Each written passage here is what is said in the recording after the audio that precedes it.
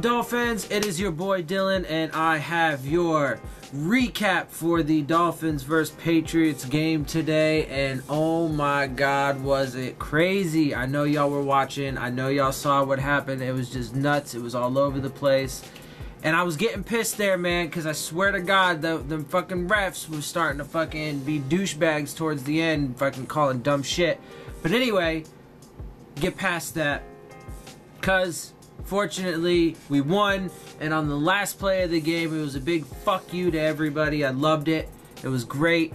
The team really, stuck together. They played well, and we came away with this win. So, having said that, let's go ahead and get into this breakdown. As I mentioned, we won the game, so now we are 7-6 on the season. That's huge, and as of right now, we are getting some help from some of these other games, so that's good as well. The one disappointment up to this point has been the Texans have lost to Indianapolis, which, I mean, it's not like a breaker or anything for our hopes, of course, but that one definitely would have been good if they would have lost, because that would have put them to 6-7. They're tied with us now at 7-6, and obviously they beat us, so they have the tiebreaker over us, with a even record. So, but looks like the Ravens lost to the Chiefs, which is good. Looks like the Steelers and Chargers will win, which is good. So we do have some things going our way. The Titans won, which, we would have hoped that they would have lost, but it's all good. We're still looking good right now with this win. Next week, hopefully we can get, Xavier Howard back. By the way, he had minor knee surgery, arthroscopic knee surgery. It was a meniscus from the reports I saw. So, he basically just has to let the scars heal and stuff like that. So it wasn't anything serious. And so hopefully he'll be back for next game, which will be huge. That'll re-bolster our defense, which will be huge against the Vikings on the road. And then hopefully, too, we'll also get Jake Brendel back. Ted Larson didn't do terrible today. He did all right. In fact, the O-line did pretty, solid overall. But hopefully we'll have him back. Travis Swanson did well today. Jesse Davis did a lot better, and I knew he would. I know, some people, even Dudley Durong was all like, "Oh, he's terrible," and blah blah blah after last game. Look, man, he had a bad game. What are you gonna do? And he's still a young player. He doesn't have terrible games all the time. He's pretty consistent, he's pretty good, and he's still young, and he's still, coming up. So he needs to be given a break. He had a really good game today. Ted Larson did all right on his side, but if we get Brendel in there for next week, that'll be even better. Man, it was just, it was crazy. And so, Patriots are now 9-4. With the Chiefs win, that puts them 2 games behind the Chiefs. They still have the 2nd seed. They could have been bumped out of the 2nd seed if Houston would have won. That's the other disappointment from that game. But things are going well. Otherwise, looks like the Broncos are going to lose too. So we should be shaping up. We have our destiny is in our own hands. And if we can win out, then we stand an excellent chance to make it into the playoffs. If we lose, the only game I would say, we could lose without the worst ramifications standings-wise is the next game against the Vikings, only because, they're an NFC team, so it doesn't hurt our conference or divisional record at all. But, we need to come away with that win. We need to get to 8-6 next week and just keep it pushing. And then, because those last 2 games are certainly very winnable. So, man, it was nuts. It was nuts. There's so much to talk about. It was all over the place. Yeah, so it was. It really looked like this thing was going to be over. It was 33. What was it? 28 to 33. And man, it was 7 seconds left, and they pull out this. Anyway, I'll get to that because I got the clip for you, so I'm gonna show you. Obviously, I have post-game press conferences for you as well. Let me go ahead and get through these stats and stuff like that, the breakdown of the game, and I'll throw in, you know, couple you know, clips for you of some of these plays as I go through it. So once again, we won. We're 7-6.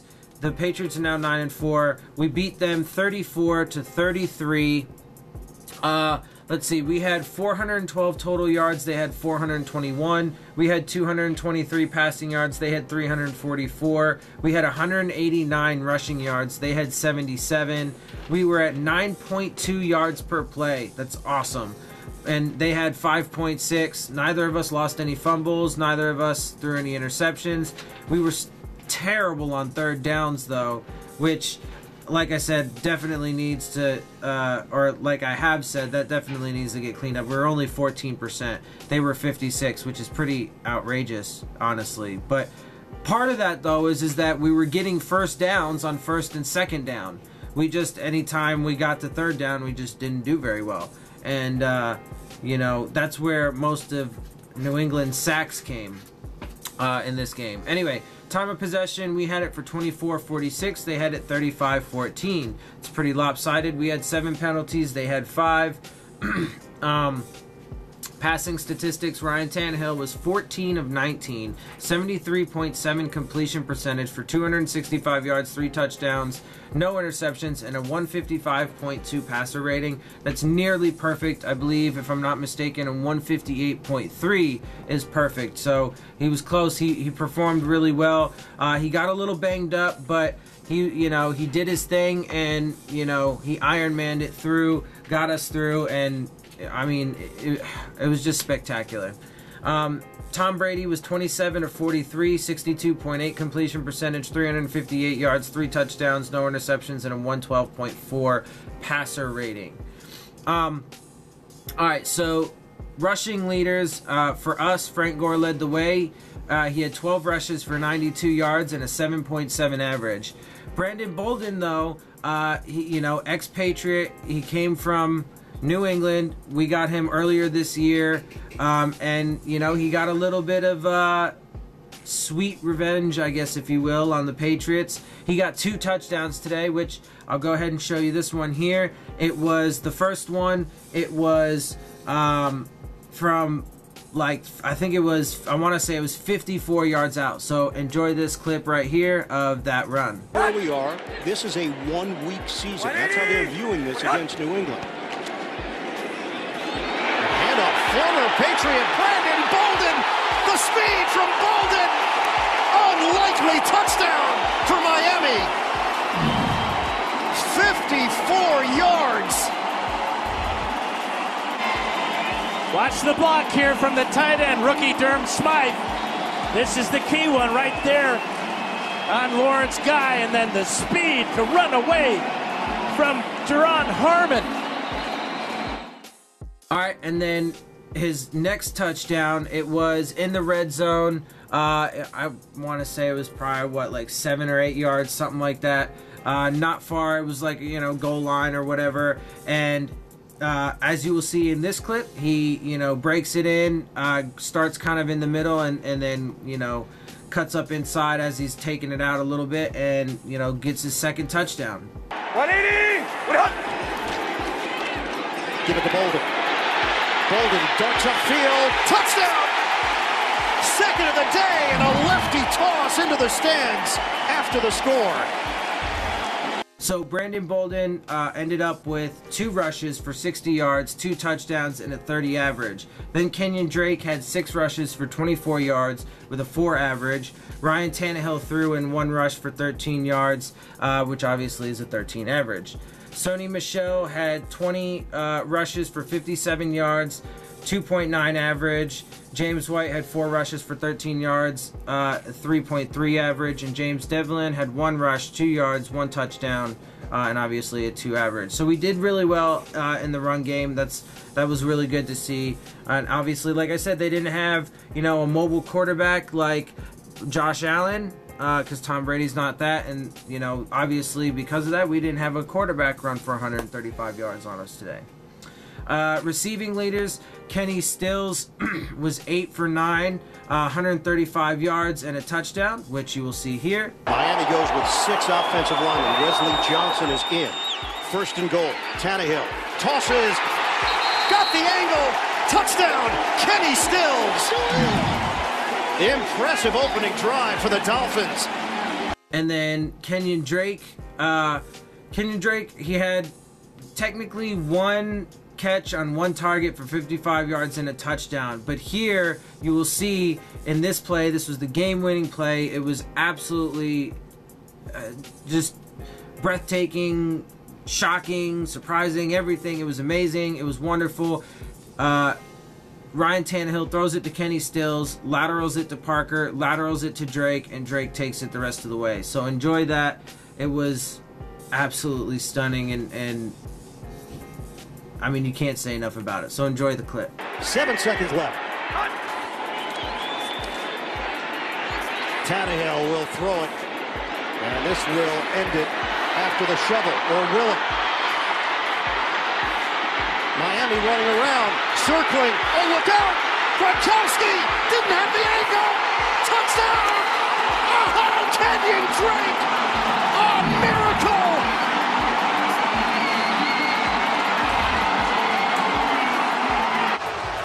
Unbelievable. Stills with a perfect lateral here. Gets it to Parker, then Parker to Drake, and from 50 yards away, he's going to run through the entire Patriot defense. And you're right, look at Gronkowski's stumble. He was the safety. Fantastic. Then after that, you have Frank Gore had 1 target, 1 catch, 24 yards. Bryce Butler had 1 catch on 1 target for 23 yards, and this touchdown, as you will see here. Over 13,000 career rushing yards. Tannehill in the pocket. Tannehill, end zone, touchdown! Bryce Butler on the receiving end for Miami. And then Devontae Parker had 1 out of 4 for 18 yards, and Danny Amendola was 1 for 1, 10 yards. Rob Gronkowski led the way for them. He was 8 of 8 for 107 yards and a touchdown. Josh Gordon was 5 of 8 for 96 yards. Julian Edelman 9 of 12 for 86 yards and a score. Cordero Patterson was 2 of 3, 51 yards and a score. James White 2 of 4, 15 yards. Fumbles, Frank Gore and Danny Amendola both fumbled but didn't lose it, got it back. They didn't fumble at all or lose anything. There were no turnovers really in the game, except for they did block 2 of our punts, which miraculously we managed to overcome. We did amazing in this game. So let's see, defensive leaders. Kiko Alonso led the way. He was 8 solo, 2 assists, 1 tackle for loss. TJ McDonald had 6 solo, 2 assisted. Minka Fitzpatrick 6 solo tackles, 1 assisted. Raekwon McMillan's 5 solo, 4 assisted. Bobby McCain 4 solo, 3 assists, 1 sack, 1 tackle for loss. Jerome Baker 4 solo, 3 assists, 1 pass defense. Rashad Jones 3 solo, 2 assists, 1 pass defense. Robert Quinn 1 solo, 2 assists, 1 sack, 1 tackle for loss. Cam Wake had 2 assisted tackles with a pass defense, and Ziggy Hood threw in a pass defense as well. For them, Devin McCourty led the way, 5 solo, 2 assists. Jason McCourty 4 solo tackles. Kyle Van Noy 4 solo, 2 assists and a half sack. Trey Flowers 4 solo, 2 sacks, 2 tackles for loss and a forced fumble. Dante Hightower 2 solo tackles, 1 sack, 1 tackle for loss. Stephon Gilmore 1 solo tackle, 1 pass defense. John Simon 1 solo, 1 assist, 1 sack, 1 tackle for loss. Jonathan Jones 1 solo, 1 assist and a half sack. And Adam Butler 1 solo tackle and a tackle for loss. In the kicking game, Jason Sanders didn't kick any field goals. He didn't need to, but he was 4 for 4 on his extra points. Steven Gostkowski missed 1 of his 3 field goals, and he had a long of 32, and he missed 1 of his 4 extra points, which gave us that 1-point edge at the end of the day. Punting, Matt Hawk punted 5 times for a 34 average. As I told you, he had 2 of them that were blocked. None inside the 20 with a 57 long. Ryan Allen had 3 punts, 47.3 average, 1 inside the 20 with a long of 49. Kickoff returns, Kenyon Drake had 1 for 22 average, a long of 22. Kalen Ballage had 1 for 16 yards, 16 average. Cordero Patterson had 1 for a long of 30 and 30 average. Punt return, Danny Amendola had 3 returns, 5.3 average with a long of 9. Julian Edelman had 2 returns with a 3.5 average and a long of 5. So getting to, you know, the 5 keys to winning the game that I had from my preview. First was the front 7. Overall, I thought they did well. You know, they did well in the run game. They limited him to 70, you know, rushing yards. They got pressure on Tom Brady. They got, you know, a couple sacks, some tackles for loss. They did well overall. The linebackers and everybody on defense was playing well overall, but they did let up some big plays, obviously. But I think for the most part, the front 7 did their job. You know, and that was evident because, you know, we did make him punt a few times. We got some good key stops, you know, 1 down on the goal line, you know, a couple on 3rd down. So there was some definite good moments. Offensive line play, like I said, overall, that was pretty solid. Hopefully, again, like I said, if Jake Brendel's back, it'll get a little bit better for next week. But, you know, we had a really good run game, so they definitely opened up lanes, you know, for whoever it was, Bolden, Drake, Gore. And, you know, they kept Tannehill clean for the most part, and he was able, you know, to make his throws. Keep Brady off the field. Well, they won in the time of possession battle by, I believe, 7 or 8 minutes, so didn't really do that. But number 4, score points. We did, and just enough to get that victory, a 1-point victory. So, you know, hey, I mean, you take it, and you move on to the next one. Let's see, and then 5, cut down on penalties that we can control. Overall, for the most part, yeah, like I said, I mean, I think some of those penalties were kind of weak. You know, there was 1 or 2 for sure that were kind of weak penalties, and there were definitely some penalties that they didn't call on the Patriots, but it is what it is, man. You know, we showed that we are a tough team, that, you know, you know, the guys showed that they're gonna fight together. They're never out of it, you know, and they're gonna keep plugging away, you know, for all 60 minutes until it's said and done.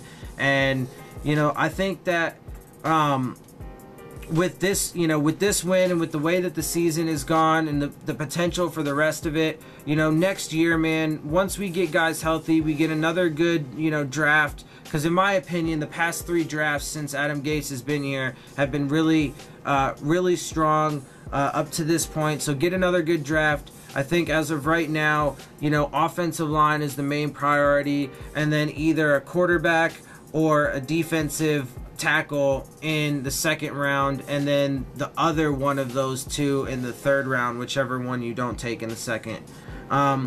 But anyway, guys, I mean, you know, think about it, you know, we get another good draft, we get Sitton and Kilgore back, we get Grant and Wilson back, you know, we get William Hayes and Vincent Taylor back, you know, we get a bunch of these guys back, man, and I think, you know, next year, we're gonna be a lot, you know, a lot more deadly as a team. But anyway, it was a really, really good team win. It was absolutely crazy right to the last seconds, and hey, man, we're in it. So let's keep this rolling next week going into Minnesota.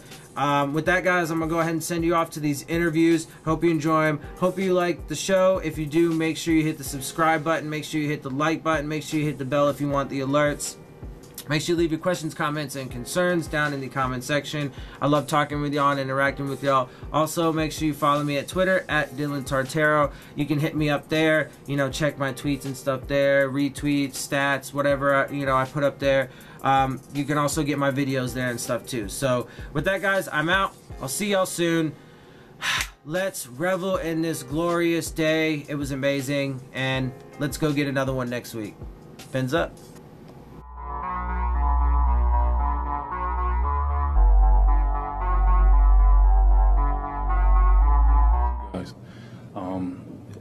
It would have probably been better to have more time on the field. They probably could have stopped them earlier. But at the end of the day, you got to draw a line in the sand and say, listen, we got to get off the field, give the offense a chance. Whatever chance it may be, just give them a chance.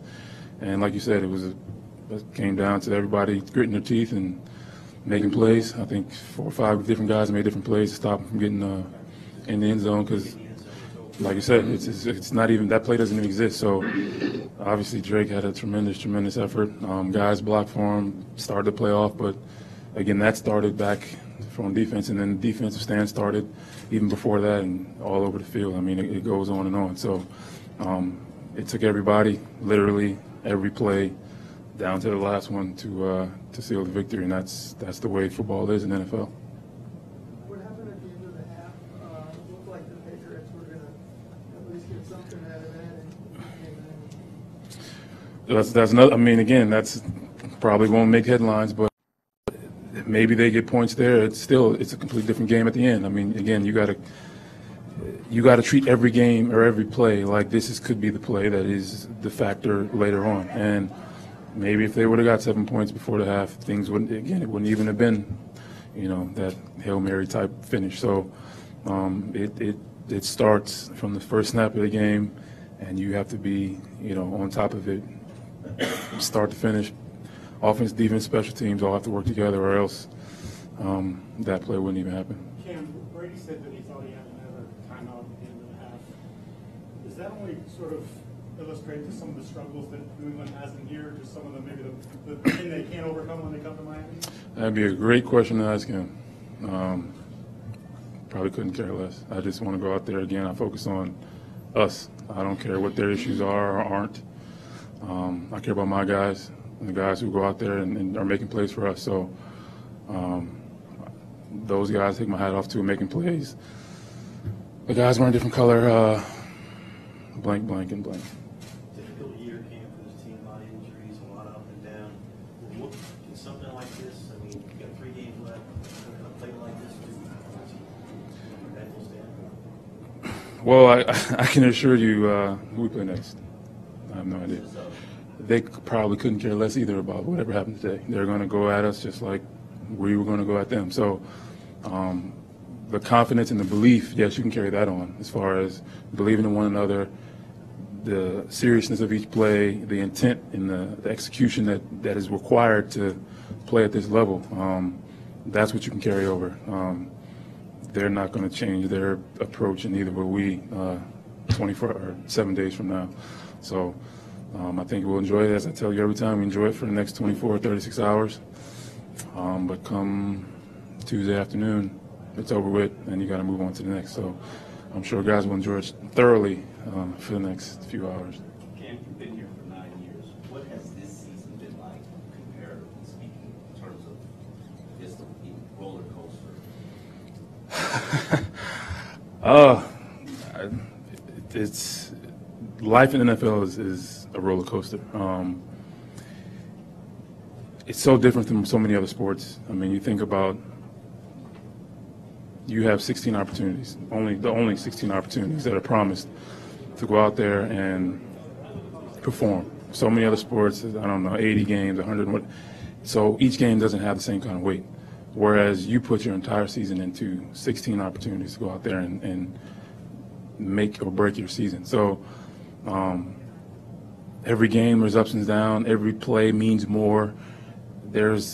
Every guy has a role. It's not like where you can just assign a superstar and all of a sudden you're a lock-in for the playoffs or whatever. You have every game, every player, every play is necessary. And like you said, we've had injuries, we've had record-long games, we've had a lot. But at the end of the day, you look at our team, and again, today's another example. Just keep believing, keep swinging, and eventually, if you keep your nose down and do your work, things will turn your way. So with all the injuries and all the issues and all the things that have happened this season, today was another one of those days where we just keep swinging, keep fighting, and believing in the guys who are out there with you, and good things will happen. So I think today was a beautiful example of that.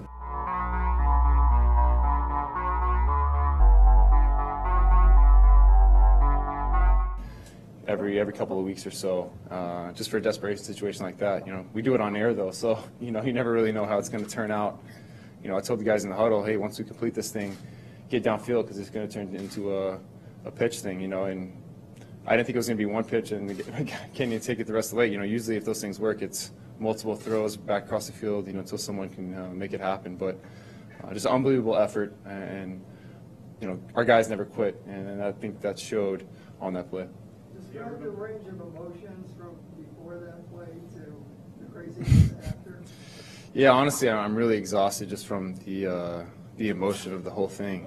I got into the locker room and I just felt like collapsing almost, just from the emotion of fighting through, giving ourselves a chance. Thought we were going to have another shot. They ended up having a great drive down the field. Defense held.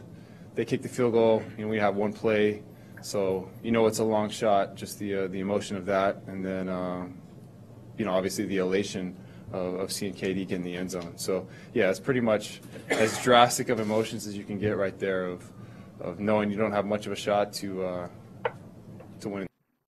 Remind me when you got accidentally stepped on through everything involved related to that. Right before half?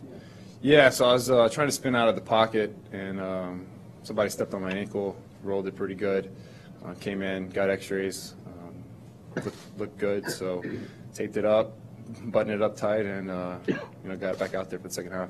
Ryan, it couldn't have felt very good coming out in the second half of that. How'd you make your way through?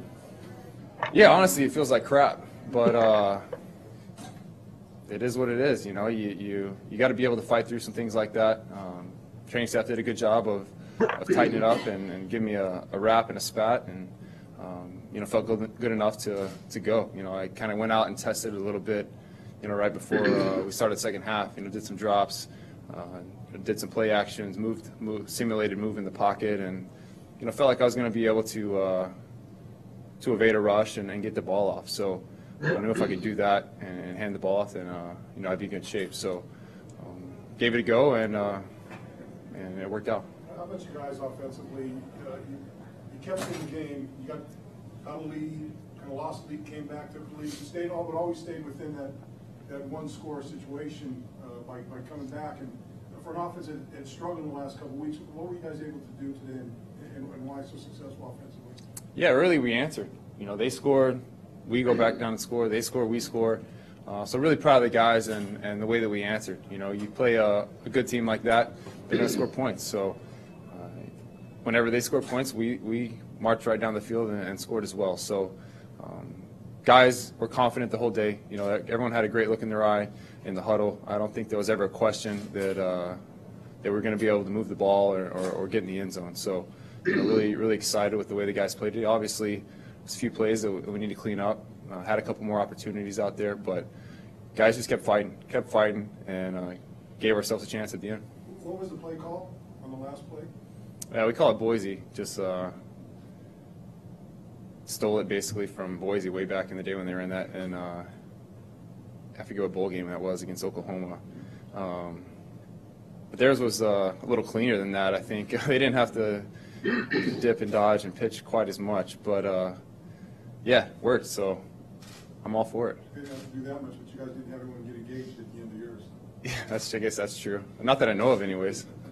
Brian, you got to get the ankle checked further to find out what the deal is, what damage it, what the assessment of what happened on it? No, we don't know the full extent yet, obviously. We'll take a better look at it tomorrow and go from there. I know you look at things one at a time and all that. However. And all that? Yeah.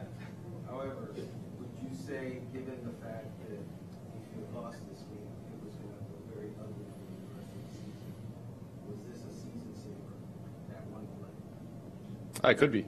Definitely could be. We know the situation we're in with this team, and before this game we're sitting at 6-6 and on the outside looking in. So we know every game from here on out it's pretty much a do or die situation. We're not immune or ignorant to the fact of the situation that we're in. So we knew what it was. So yeah, I think that one play at least keeps us alive and gives us opportunity moving forward. Ryan, offensive line was kind of messing with Ted Larson for being 40 yards downfield and making the block. They were chanting his name. They were in the locker room. Did you notice Ted downfield, and do you expect Ted to be downfield in that situation?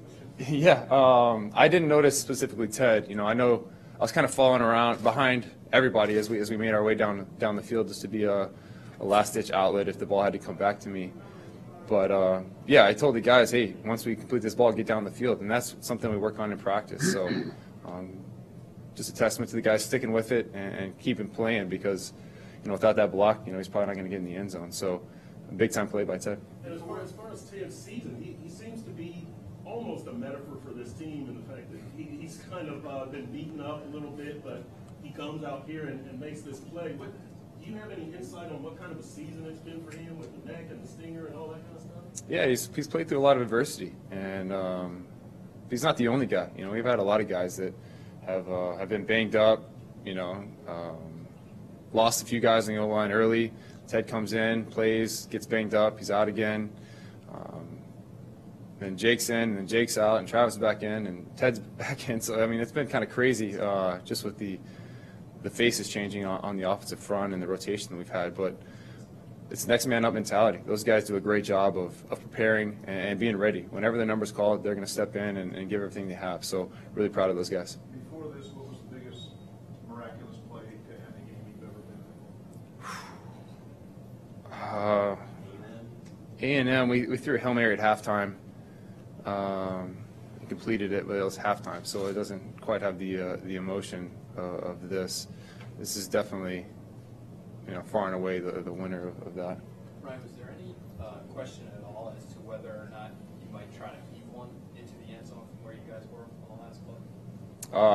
Not from Gase, no. I asked him what the play call was, and he called that one, so that's what we were rolling with. Could you appreciate it for that? I don't know. It was long. I don't know where we were at, but it was a long ways. So. Where do you think you need to get to? Like the 50? Is there a number where you need to get to? Yeah, it's not the 50, but we'll cross that bridge when we get there. You said you practiced that, but did you practice it this week? We actually did practice it this week, I believe. Yeah, we practiced it on Friday, in a skill walkthrough. The O-line wasn't there. Oh, we scored, obviously. The O-line wasn't with us. It was just the skill positions. But yeah, we ran it and the walkthrough, and ironically, it comes up and wins us the game. So it's pretty cool. That's why you practice, right? You said the Bronx on the field, we got this. Why did that thought go through your head? Because you're never going to quit. I'm never going to quit. Whatever, even if the odds are stacked against you and it looks grim, you got to keep fighting. There's no quitting me, and there's no quitting this team, this locker room. So you got to keep fighting till the clock hits 0-0. We say it all the time. Bobby spoke to us last night, and was talking about, hey, we're going to face adversity in this game. This team doesn't quit. This team always responds, and we did today. What was it about Gronk's presence on the field, though, that made you feel good about that play? Well, Drake runs a 4.3, and Gronk probably runs like a 4.6 or 4.7, so I feel good about that matchup.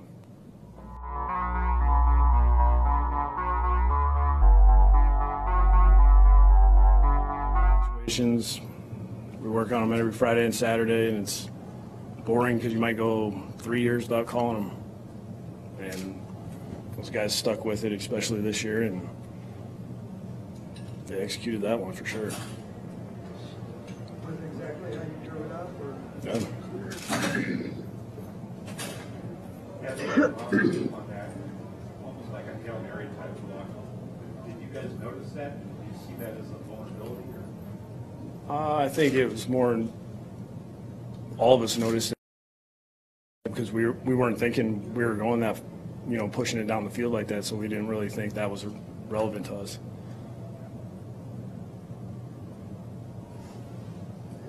Is there any comparable moment in your career that you can think of? I've seen a couple of these. Been lucky enough to be on this side of the ball, and I've been on the other side of the ball before. But as a head coach, this is first time for sure. What's the feel sort of in the locker room after a game like that? I mean, it's a lot of excitement. Those guys are fired up. they did a great job the whole game, just sticking together, and you know things don't always go your way, and you know the ups and downs of the game.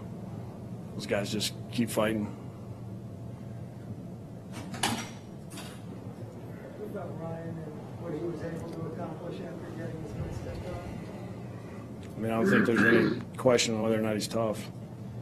You know, it seemed like, you know, after that he did a good job of just kind of avoiding the hits that he was taking in the first half. He was moving at the right time. You know, it kind of screwed a couple things up. We had a lot of things that we wanted to get to, you know, that involved him, but you know, got a little nervous to call him just because he wasn't moving like he normally would. How much was he hurt? I mean, he was in good pain. I mean, you saw how his ankle, you know, I mean, that probably didn't feel good. Special teams, you always pride yourself on strong special teams. Today, Yeah, I think they got us on obviously those rushes. You know, we'll have to get those cleaned up. I thought Rizzy did a good job at halftime of coming in and at least adjusting the protection, make sure that didn't happen. You know, we probably lost a little production in that unit, you know, in the second half, but this is something that at least when we go back on Monday we'll be able to fix and get cleaned up and then make sure that we can adjust for any other teams down the road. The other thing is defensive performance, obviously, you're short-handed today going against Brady. I mean, their job is to fight 60 minutes and try to keep those guys out of the end zone as much as possible. And offensively, we had to score one more point. And you know, they had some big stops in the game, and we didn't take advantage of them on offense. And you know, there was a couple times where they drove the ball down the field, but that's going to happen against, you know, Tom and his crew. How did you guys went to a more progressive style on the second half? Was that something you had a lot of time in practice this week to work on? I mean, we've been working on it all year, so that was the first time it really kind of came up. Coach, I'm not sure if you've been asked this, but just your thoughts on that last play and the emotions that you went through during that. I think I was really mad at Devontae at one point because I thought he had a chance to turn and run, but he made a good decision. You know, those guys executed as well as you could with bodies around. I mean, when we practice that stuff, it's usually on air, and you know, you don't really know how it's going to turn out. So those guys did a good job of, you know, slowing themselves down and doing the right thing as far as pitching when they needed to pitch, and then Kenyon realized that he had a lane and he took it. What does a win like this do for your football team with 3 games left looking forward? It's got to give you a big emotional lift, I would assume. Yeah, I mean, basically we're playing 1 week at a time right now. I mean, any loss for us could be the end. So we just have to make sure that we refocus on Wednesday and get things cleaned up and get ready for the next one. Where did Bryce Butler fit into your game plan?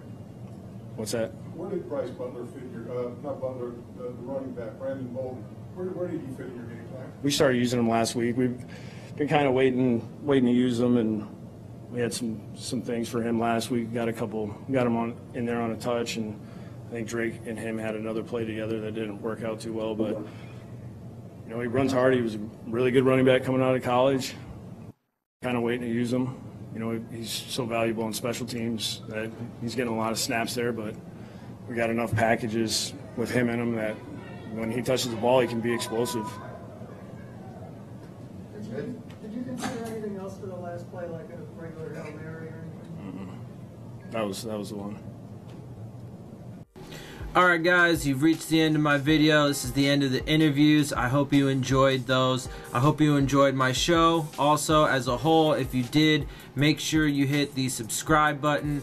Make sure you hit the bell if you want to get the alerts. Make sure you hit the like button. And please share your questions, comments, and concerns down in the comment section. I love interacting with you guys. It's for you. This is for you.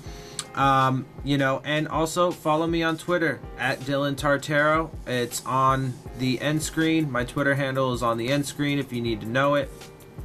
And with that, guys, I'm out. I'll see y'all soon. Fins up.